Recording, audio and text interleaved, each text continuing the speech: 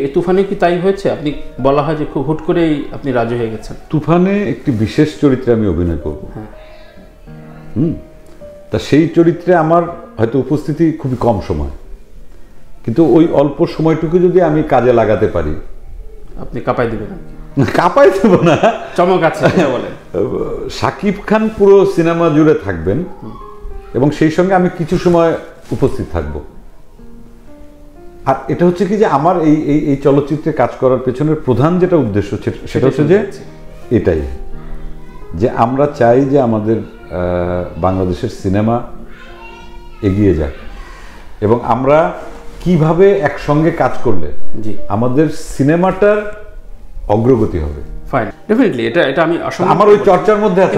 ছোট বড় চরিত্র বলে আমার কাছে আসলে ক্যামেরায় বলে যে আপনি মেন প্রোটাগনিস্ট, নেক্সট কোনো ফিল্মে সাকিবও একটা ক্যামিওতে আসবে, সেটা হতেই পারে এবং সেই বিশ্বাস রেখে আপনি তুফানে কাজ শুরু করছেন।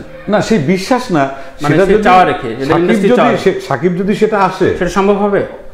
এখন সেটা তো সাকিব বলতে পারবে এবং আমি অবশ্যই সেটা খুশি হব।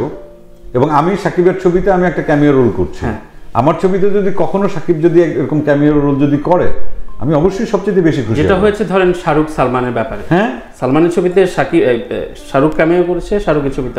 এখন বোধহয় আপনি বোধহয় কিছু বলে দিলেন।